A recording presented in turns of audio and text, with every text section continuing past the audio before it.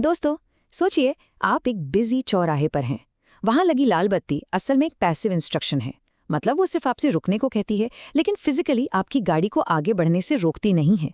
वहीं दूसरी ओर एक बूम बैरियर या रेलवे फाटक एक एक्टिव गार्डरेल है। वो ये पक्का करता है कि आप तब तक आगे ना बढ़ें जब तक रास्ता पूरी तरह से साफ ना हो। नमस्कार और स्वागत है आज के इस एक्सप्लेनर में। आपको जानकर हैरानी होगी कि आज के हमारे एडवांस्ड एआई एजेंट्स के साथ भी बिल्कुल यही लाल बत्ती वाली समस्या है। हम उन्हें प्रॉम्प्ट्स देते हैं और वो अक्सर हमारे पैसिव इंस्ट्रक्शन को पूरी तरह नज़रअंदाज कर देते हैं। आज हम एक ऐसी कमाल की रिसर्च पर बात करने वाले हैं जो इन कमज़ोर पैसिव नियमों को मजबूत एक्टिव बूम बैरियर्स में बदल रही है। अब देखिए, जब हम एआई मॉडल्स को टेक्स्ट में कोई निर्देश देते हैं, जैसे कि जवाब देने से पहले हमेशा फैक्ट्स वेरीफाई करो, तो ये उस लाल बत्ती की तरह सिर्फ एक पैसिव एडवाइस होती है। मॉडल इसे पढ़ तो लेते हैं, लेकिन एक्शन लेते वक्त अक्सर इग्नोर कर देते हैं।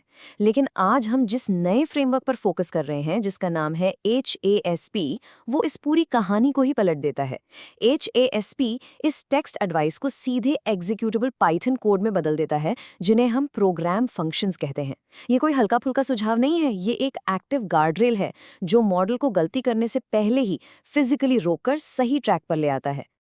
आज के इस एपिसोड में हम समझेंगे इग्नोर की गई एडवाइस की समस्या, हेस्प के एग्जीक्यूटेबल प्रोग्राम फंक्शंस, इंटरवेंशन का लॉजिक, एक्शन ओवरराइड और कॉन्टेक्स्ट इंजेक्शन, और आखिर में इस पूरे सिस्टम की जान एक सेल्फ इंप्रूविंग स्किल लाइब्रेरी।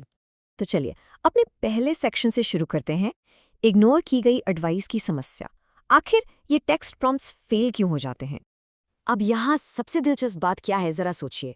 एक एआई इंजीनियर के तौर पर यह कितना फ्रस्ट्रेटिंग होता होगा जब आप एक एजेंट को एकदम क्लियर इंस्ट्रक्शन देते हैं कि कॉम्प्लेक्स सवालों को पहले छोटे हिस्सों में तोड़ो, और एजेंट बस आपकी बात अनसुनी कर देता है। रीजनिंग फेज में एजेंट खुद मान रहा होता है कि हाँ, मुझे पहले एविडेंस वेरीफाई करना चाहिए, लेकिन फिर उसका फाइनल एक्शन वो बिल्कुल ही अलग होता है। वो बिना वेरीफाई किए अपना फाइनल आंसर दे देता है।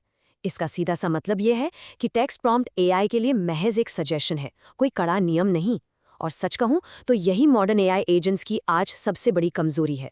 सेक्शन 2, ASHP यानी एग्जीक्यूटेबल प्रोग्राम फंक्शंस, हमारे एजेंट्स के लिए एक्टिव गार्डरेल्स। और ये कॉन्सेप्ट हमें बेहतरीन तरीके से समझाता है कि HSLE यानी harnessing LLM agents with skill programs असल में क्या करता है।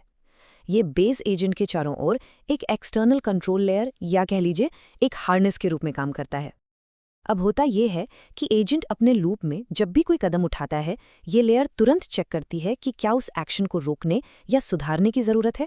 ये महज कोई हिदायत नहीं देता, बल्कि एजेंट की सोच और उसके एक्शन के बीच में सीधा दखलंदाजी करता है। आगे बढ़ते हैं सेक्शन 3 पर, इंटरवेंशन का लॉजिक। ये प्रोग्राम फंक्शंस आखिर ट्रिगर कैसे होते हैं? अब आप सोच रहे होंगे कि इस सिस्टम को पता कैसे चलता है कि कब दखल देना है। यहाँ एक बहुत ही सॉलिड 3 स्टेप लॉजिक काम करता है। स्टेप 1, बेस पॉलिसी, यानी हमारा एजेंट एक एक्शन प्रपोज करता है। स्टेप 2, इसके तुरंत बाद हमारा प्रोग्राम फंक्शन अपना should underscore activate method run करता है। ये कोड फुर्ती से चेक करता है कि क्या एजेंट कोई जानी मानी गलती तो नहीं करने जा रहा। और स्टेप 3, अगर ये कंडीशन ट्रू होती है, सिर्फ तभी इंटरवीन मेथड एग्जीक्यूट होता है। ये एक बेहद पावरफुल गार्डरेल है जो गड़बड़ होने से ठीक 1 सेकंड पहले एक्शन में आ जाता है। सेक्शन 4, एक्शन ओवरराइड और कॉन्टेक्स्ट इंजेक्शन। अब देखते हैं कि ये इंटरवेंशन एग्जीक्यूट कैसे होता है। तो मान लीजिए इंटरवेंशन सीक्वेंस ट्रिगर हो गया। अब असल में सुधार होगा कैसे? यहाँ 2 बहुत ही क्रिटिकल इंग्लिश टर्म्स हैं जिन्हें समझना हमारे लिए ज़रूरी है। पहला है मॉडिफाई एक्शन और दूसरा है इंजेक्ट कॉन्टेक्स्ट। मॉडिफाई एक्शन का सीधा सा मतलब है एजेंट के प्रपोज किए गए एक्शन को पूरी तरह से ओवरराइड कर देना। जैसे अगर एजेंट ने इंटरनेट पर कोई बहुत ही लंबी और उलझी हुई सर्च क्वेरी डाल दी है, तो ये उसे काटकर छोटा और सटीक कर देगा। और इंजेक्ट कॉन्टेक्स्ट का काम है एजेंट को अगला कदम उठाने से पहले एक ज़रूरी हिंट या वार्निंग थमा देना, ताकि उसे सही संदर्भ मिल सके। तो चलिए इस असली उदाहरण की गहराई में उतरते हैं। यहाँ एजेंट ने एक बहुत ही लंबी सर्च क्वेरी जनरेट की जो पक्का फेल होने वाली थी। तभी retrieval failure program function activate हुआ और उसने मॉडिफाई एक्शन का इस्तेमाल करके उस क्वेरी को 16 शब्दों से ट्रिम करके सीधे 9 शब्दों का कर दिया। और कहानी यहीं खत्म नहीं हुई।